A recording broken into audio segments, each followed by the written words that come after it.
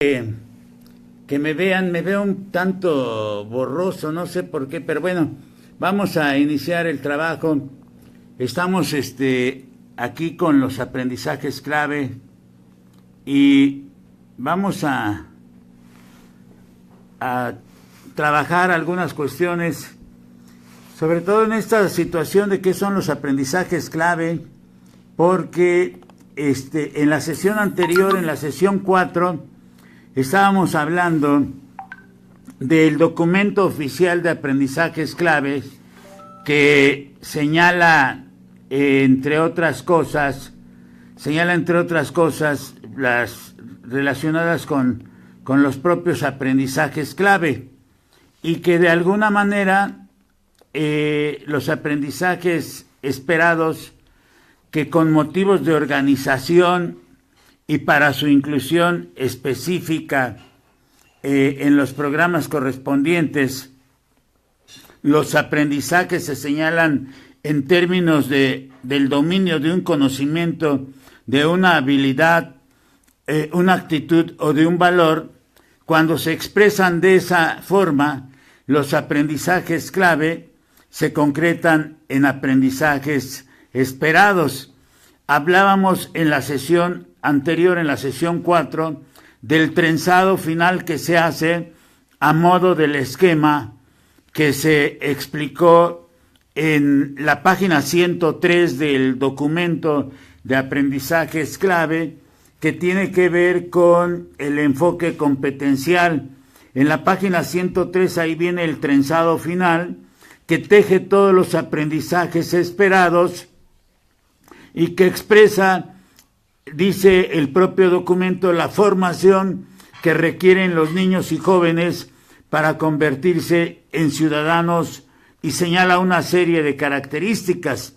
Entre esas características dice que deben de formarse ciudadanos competentes, libres, responsables e informados, porque el documento Fines de la Educación lo señala también así, y ese documento de Fines de la Educación, todo este trabajo es la primera parte, en las primeras 100 páginas, pero estos aspectos entre las páginas 103 y la página 110 se están trabajando. Ahí es donde nos dicen que cada aprendizaje esperado va a definir lo que busca que logren los estudiantes al finalizar el grado escolar. Es decir, y en preescolar, por ejemplo, no se habla de aprendizajes esperados de grado, sino se habla de aprendizajes de nivel. Las metas de aprendizajes de los alumnos, por ejemplo, están redactados en tercera persona del singular. El planteamiento que se hace comienza con un verbo. El verbo indica la acción a constatar por parte del profesor, y el profesor lo que debe de obtener son evidencias. Estas evidencias le permiten al profesor valorar a cada estudiante. Los aprendizajes esperados, desde los aprendizajes clave, tienen una organización. La organización se da por categorías. Estas categorías se señalan en el documento como organizadores curriculares. Muestran lo que va a ser el trayecto formativo de los niños, y además van a señalar la progresión, aquí también diría yo la graduación, la articulación de los aprendizajes a lo largo de la educación básica. Así, los conceptos de progresión, de graduación y de articulación son interesantes porque van graduando progresivamente el desarrollo de las capacidades. Y aquí en capacidades habrá que buscarlo en los aprendizajes clave en el documento, porque capacidades lo va entendiendo y lo va refiriendo con preguntas como esta de ¿para qué se aprende? Esa es una de las capacidades.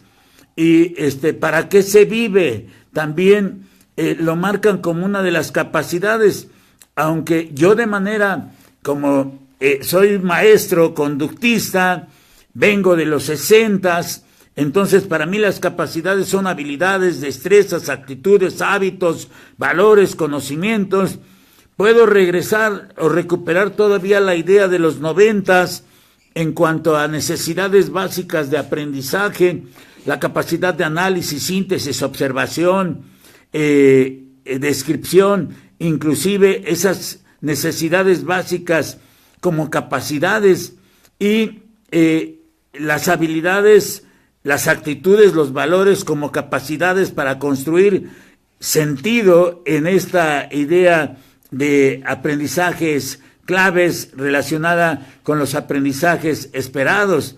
Lo que hacen los aprendizajes esperados es que permiten acceder a procesos metacognitivos.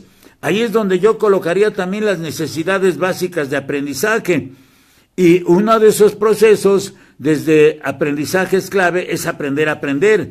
Por eso esa se traduce como en la gran pregunta que les hacen en el curso obligatorio. Pues nos empezamos a dar cuenta que le faltan elementos a los aprendizajes clave para definir cosas, sobre todo cosas didácticas, sobre todo cosas conceptuales también, que diríamos nos enseñaron en la normal. En el marco de estos fines de la educación obligatoria, esos procesos metacognitivos están presentes y son importantes en los aprendizajes esperados porque le dan soporte a dos procesos más importantes de la acción educativa, los procesos que fortalecen, esto lo digo yo, no lo dicen los aprendizajes esperados, los procesos que fortalecen la práctica docente, como son la planeación y la evaluación en el aula.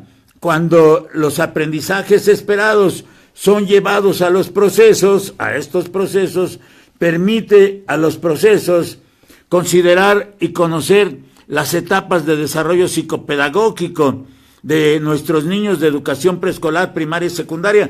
Esto es muy interesante.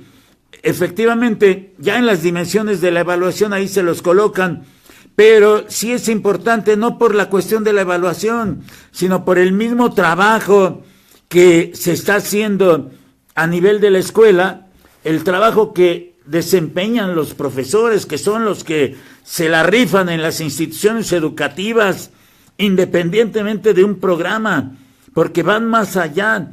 Pero sí es importante conocer el desarrollo psicopedagógico de nuestros niños para que nos permitan observar, tener esa claridad de la expectativa del aprendizaje de nuestros niños, de nuestros alumnos, a qué aspiran mis estudiantes, si es que mis estudiantes están en esa condición de observar sus expectativas de aprendizaje en términos nuevamente de conocimientos, de habilidades, de actitudes, de valores, y que están planteados para ser logrados al finalizar cada uno de los años y de los grados escolares. Por eso la progresión debe de tener coherencia con las distintas áreas del conocimiento y con los niveles educativos, pero como se señala en el propio documento oficial que estamos estudiando, porque yo entiendo estos videos como una manera de estudiar, para comprender, para entender, para criticar y para aportar, en la educación preescolar, los aprendizajes esperados no se orientan, decía yo, a un grado específico, sino que refieren a un nivel educativo. La sugerencia que se manifiesta es no presionar a los niños, no presionar a los alumnos en la adquisición de ellos. Cada estudiante avanza con base en sus condiciones individuales. Desde años atrás hemos hablado de las diferencias individuales de nuestros estudiantes y hoy agregaría yo la parte de los conceptos, la situación conceptual. Por eso los aprendizajes esperados permiten observar que van de lo sencillo a lo complejo, al menos eso entiendo yo por graduación, sí, y por progresión. Si van de lo sencillo y van a lo complejo, y si no siguen una secuencia lineal, y si pueden alcanzarse por diversas rutas, por distintas rutas, entonces esto resulta más interesante. pero los principios que deben de estar presente ahí son la inclusión, son la equidad, responder a los principios de transparencia, porque además los aprendizajes esperados tienen que hacerse públicos, deben de hacerse del conocimiento del estudiante y de padres de familia. Me recuerda mucho como cuando yo trabajaba en la primaria, ya al principio de los 70s, al principio de los 80s, en esa década, llegaban los madres de familia y me pedían una guía. Entonces, los contenidos se hacían públicos a través de esas guías, pero bueno, eso pertenecía al conductismo. Pero sin embargo, aquí en las estrategias cognitivas también hay otro tipo de elementos que me permite acercar los aspectos que hoy son señalados como aprendizajes esperados y que necesito compartirlos también con las madres de familia, con los padres, para que ellos sepan qué estoy haciendo yo en el salón de clase con los niños y qué estamos haciendo en conjunto, ¿sí? Por eso hay que hacerlos del conocimiento de los propios niños, hay que hacerlos del conocimiento de los padres de familia y buscar garantizar el desarrollo de los procesos cognitivos. Yo le voy a echar una revisada al libro de Gerardo Hernández Rojas y de Frida Barriga, porque el día de ayer, que desde el sábado estaba yo buscando el concepto de estrategia, no lo encontré. No lo encontré nunca. Ayer hice un video. Hoy desde las 6 de la mañana hasta las 3 de la tarde estuve buscando toda la idea de plenitud para observar por qué me dicen que los aprendizajes esperados van a permitirle a los niños vivir con plenitud en el siglo XXI. No lo encontré tampoco. Entonces, si se invalidan estas frases de entrada de los aprendizajes clave, estaríamos invalidando muchos elementos que hay dentro del documento en esas 700 páginas.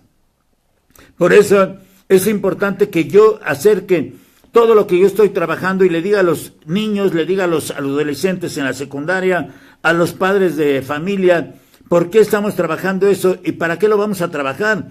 Porque necesito desarrollar habilidades y actitudes diversas a profundidad, porque si voy para la parte emocional, socioemocional, voy hacia el ámbito 5 de habilidades socioemocionales y luego voy hacia la parte de la educación socioemocional como una área, sí, como un área, entonces necesito observar estas actitudes a profundidad y reconocer que en los aprendizajes esperados su logro no se alcanza con experiencias, como dice bien el documento ahí sí, de una sola ocasión.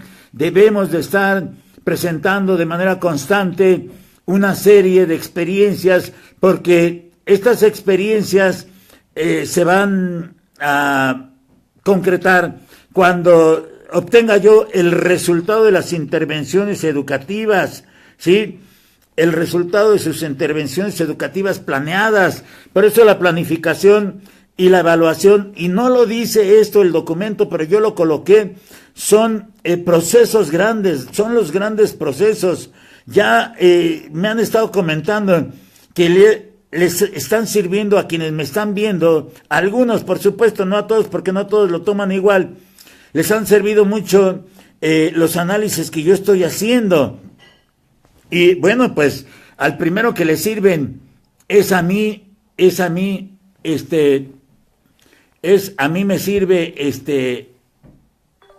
sirve mucho el documento. Estoy revisando esta parte de la planificación y he hecho una nueva revisada a lo que es la educación preescolar, porque la educación preescolar adquirió la obligatoriedad en 2002 con ese pronunciamiento del 12 de noviembre. Me queda claro porque es como el día del cartero. Yo relacionaba la promulgación con ese día. Teníamos ahí algunos aspectos que podíamos trabajar. Por eso el pronunciamiento del 12 de noviembre me permite reflexionar que históricamente los programas de educación preescolar han hecho brillantes aportaciones a la educación mexicana. Estas aportaciones, ayer hablaba yo con algunas personas, el sábado igual, con educadoras, les decía yo de Eva Moreno con el documento de 2004 o las orientaciones pedagógicas para el documento de apoyo que después va a ser el programa de educación preescolar 1992, que es el que incorpora el método de proyectos, que permitió innovar metodológicamente el nivel que estoy abordando, que es preescolar. Pero si yo lo veo hoy metodológicamente, ahora me están hablando de proyectos, pero yo entiendo que son proyectos académicos, me están hablando de preguntas, me están hablando de procesos de investigación, me están hablando del aula invertida, donde la tecnología va a estar presente, pero donde también va a haber muchas ausencias y donde todavía esa parte autodidacta no la puedo trabajar muy bien con mis estudiantes. Por eso cuando en 92 se incorpora el método de proyectos que innova metodológicamente a preescolar, vendrá después el programa de educación preescolar el 2004, el famoso PEP 2004, que incorporó los principios pedagógicos y que incorporó también el concepto de competencia, así como los campos de formación. Nada más que los campos de formación venían ya de la idea de Teresita Garduño. A mí me toca en 2000 trabajar con un grupo de maestros las redacciones de lo que eran los ejes de competencia, porque lenguaje y comunicación y pensamiento matemático eran ejes de competencia. Y lo que buscábamos nosotros, que después hace la doctora Teresita Garduño, es elaborar los mapas de competencias.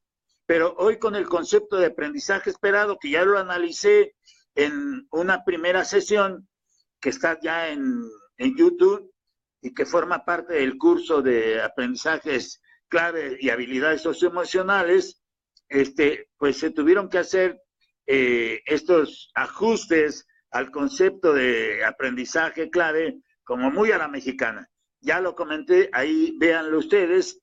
Luego, el programa de educación preescolar 2011, en la guía de la educadora, que incorporó el concepto de aprendizajes esperados. Pero para los aprendizajes clave, la educación preescolar con relación a los aprendizajes esperados empieza a hacer una serie de señalamientos como los que ya he hecho, en el sentido de que los alumnos o los avances de los alumnos dependen de lo que sucede en las aulas y en las escuelas, y todo este enriquecimiento del logro de aprendizajes, diría yo, sin apresurar ni presionar a los niños, cómo se van construyendo, cómo se van profundizando, cómo se van ampliando, cómo se enriquecen.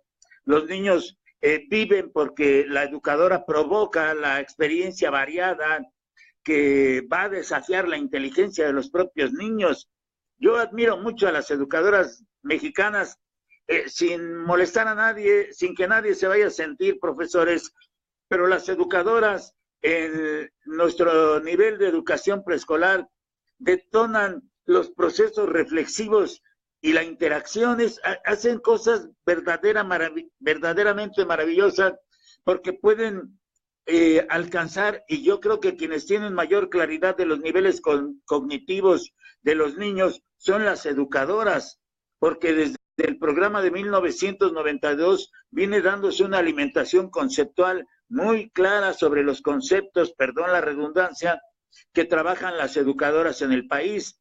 Por eso yo creo que quienes verdaderamente pueden construir aprendizaje son las educadoras. La educadora decide cómo y en qué momento va a abordar los aprendizajes traducidos en contenidos con habilidades, actitudes, hábitos, valores.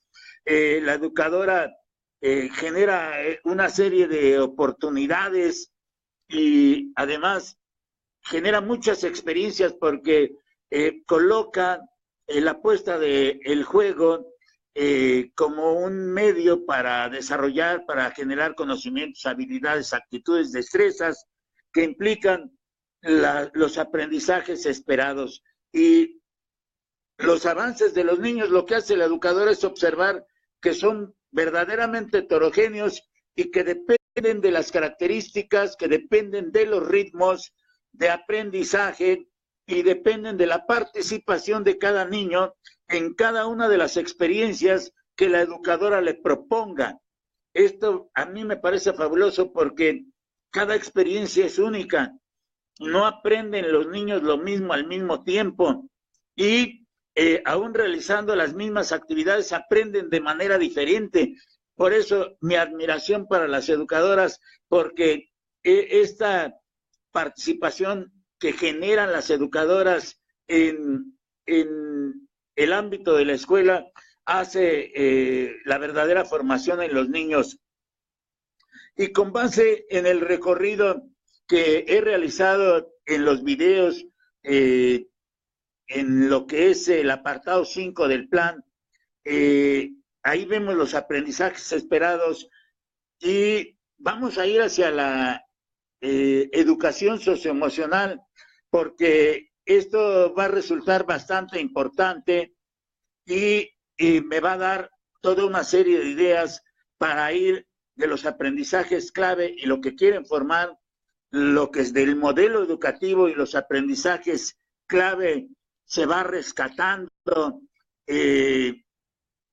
Voy hacia el 13 de marzo de 2017, el año pasado, cuando señalé públicamente en una primera reflexión con relación a la educación para la libertad y la creatividad en el modelo educativo. Recordarán, maestros, que hace un año, en marzo, nos estaban hablando de la libertad y la creatividad en el modelo educativo. Entonces me llevó a plantearme una serie de preguntas. Me preguntaba yo, por ejemplo, ¿debo de tomar como lema educación para la libertad y la creatividad? Me preguntaba yo, ¿cómo se llega a la libertad? Hacía yo preguntas, por ejemplo, ¿está expresado en los fines de la educación? Y decía yo en ese momento si esos fines iban a sustituir a los fines que estaban registrados en la Ley General de Educación. Hoy me doy cuenta que están vigentes en el artículo 7º y que en aquel tiempo señalaba yo que si podría ser que hoy nos encontramos ante y frente a un cambio de era, porque lo que nos estaban diciendo en el nuevo modelo educativo es que estábamos frente a un cambio de era. Pero por más que busqué a qué se referían esas frases señaladas, no encontré ninguna página, algo más que lo señalado entre las páginas iniciales, que eran las páginas 7 y 9 del documento que marcaban como nuevo modelo educativo. Cambia la era, decía yo en ese momento, pero las cosas siguen igual. Y hoy me vuelvo a hacer la misma pregunta, si estamos hablando de más de lo mismo, porque dudo, quiero pensar que no es así. Vuelvo a revisar el documento, como ayer con el caso de el concepto de estrategia, como hoy con el caso de plenitud. Pero decía yo, ¿o cómo debo de entender que estamos realmente ante una revolución educativa, como lo decían en ese momento?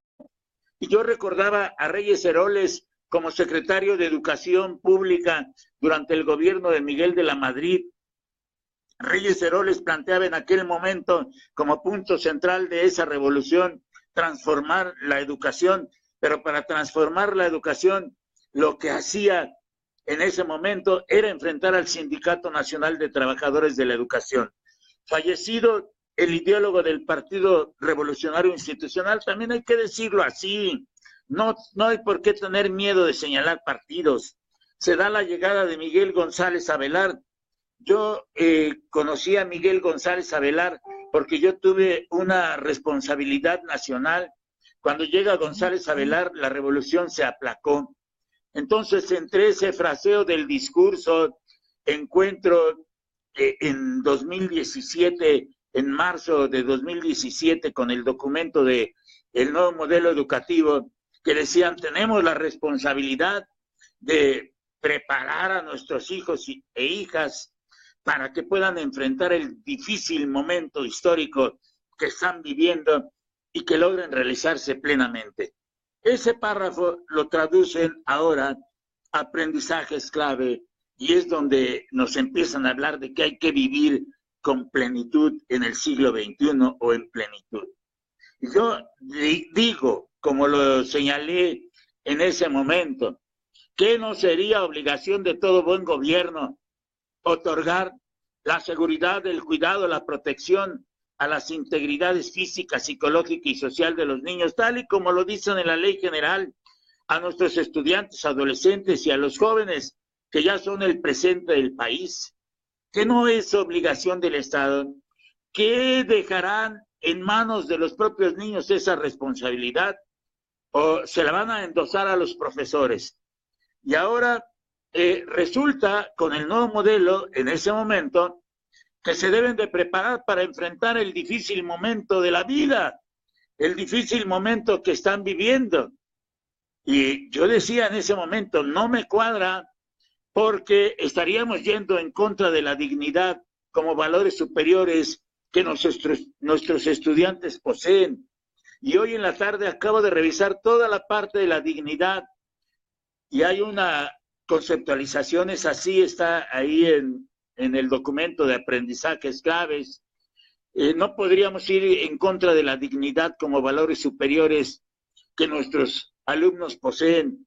Dicho de otra manera, los alumnos mexicanos no son responsables de lo que se ha hecho en educación, porque les endosaron los resultados y lo siguen haciendo en el modelo, en este documento de aprendizajes clave, siguen manifestando que pues no se avanzó, que no se hicieron buenas cosas, y en aquel momento recurrí al documento del nuevo modelo educativo y tomé textual del mismo frases donde dicen en el mismo modelo que si logramos darles las herramientas que necesitan para triunfar, nuestro país será más próspero, justo y libre. ¿Y cuáles son esas herramientas? Yo decía que es como un discurso sin fondo real. Hay y se vive en el país. La verdad, veía yo una tremenda injusticia diariamente. ¿Por qué no prosperamos en el país? Pues no prosperamos y así no lo estoy diciendo ahorita, así lo dije ya hace un año. No prosperamos por la corrupción que practican muchos de los gobernantes y que hemos estado viendo ya en este año. Así no se puede ser justo, no se puede ser libre. Y sigo pensando en el discurso cuando ellos dicen que para lograr este objetivo necesitamos una auténtica revolución en la educación. A lo largo del siglo XX, el sistema educativo lo que nos permite ver es que hizo realidad muchas cosas, pero también otras se quedaron ahí. Y pues como para triunfar en el siglo XXI, pues me vuelven a dejar con muchas dudas cuando me dicen que se hace una educación para la libertad y la creatividad. Y yo empiezo a revisar todo esto, ya me revisé en cuántas páginas del modelo se habla de libertad y en cuántas páginas del modelo se habla de creatividad. Ya revisé en cuántas páginas se habla de estrategia, pero no se da el concepto, y en cuántas páginas se habla de plenitud. ¿Saben en cuántas páginas se habla de plenitud para el siglo XXI? De plenitud como palabra, ya no como concepto. En ninguna página, en ni una página he encontrado que se hable de plenitud. La frase que ellos están sosteniendo, la frase que los aprendizajes clave sostienen. Entonces, el reto que ellos señalaron de hacer de este modelo mucho más que una política gubernamental, un verdadero proyecto nacional, está cojo, está mocho. No dice qué es plenitud, no dice cómo se logra en el siglo XXI. Soy Manuel Quiles Cruz, maestros, los invito a que me sigan escuchando.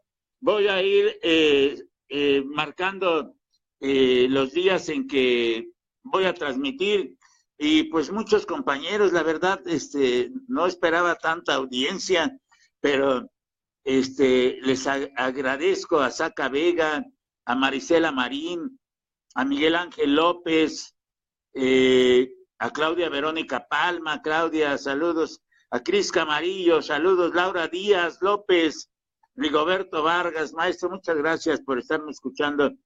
Le agradezco mucho. Estoy para servir a todos los maestros. María Juana Mesa Rosales, Jessica Bedoya Cuevas. Oh, Jessica, ¿cómo estás? También agradecido contigo por muchas cosas, Jessica. A Ire CHCR, a Ana Elena Castillo, estoy viendo también aquí a María de Lourdes Jiménez, a Edgar García, que ya me vio en la mañana, María Juana Mesa, a Rosalía Silvia Carpio, Mara Arellanes, salúdame por favor a tu hermana, a la maestra Irma García desde Campeche, muchas gracias maestra, muy amable, de verdad, Sandy Bell, a Comando Harris, a Celinda Rodríguez, Karina Yaques, mi querida alumna, a Gavis Betanzos, a María de Lourdes Jiménez Ojeda, a María Isabel García Arroyo, María Isabel García Arroyo, a Rose O, Mercedes Marx Horn, como no te saludo, deseo que toda la salud esté contigo. Evelyn Ramírez, Adriana García Granados, mi exalumna Laura Díaz, Rosario Emba, Meléndez G. Violeta, Liliana Cervantes, Rosario Cortés, pues qué bueno que les sirven lo que yo hago, Day Pacheco, Elizabeth Guevara Bautista, Elizabeth, ya no te he visto, Sandra Montiel, Viviana Bustos Recendis, Eduardo Casillas Nicolás, Obdulia Martínez, Dana Solano Ayala, Laura Elena Ávila, Rosalía Calderón, Obdulia Martínez, Prisis Yin, Tom Rosas, Jessica Bedoya, Nayeli García Castro, Mine Baremon de Reynosa, Cecilia Bernal, Fernando Sánchez, Mirna Morales, Eve Are, Jesús Enríquez Álvarez, Luisa Corral, Luisa, te saludo, Juan Carlos Berea Gundis, mi alumno de la primaria, Reina Jacobo, Irma L. Barambila, Susi da Silva,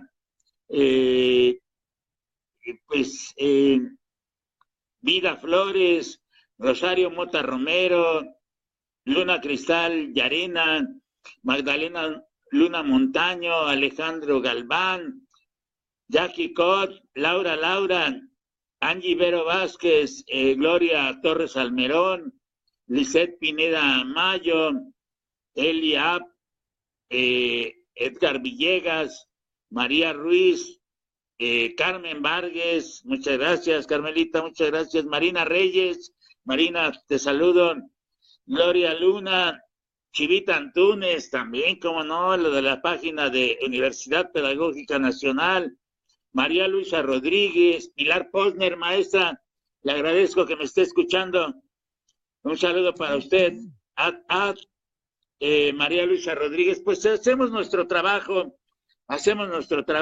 y vamos adelante. Seguimos con las transmisiones, a todos ustedes les agradezco, también les agradezco sus comentarios y nos vemos en la próxima. Compartan el video si son tan amables. Soy Manuel Quiles Cruz, maestros. Muy buenas noches. Hasta luego, Miguel Cian.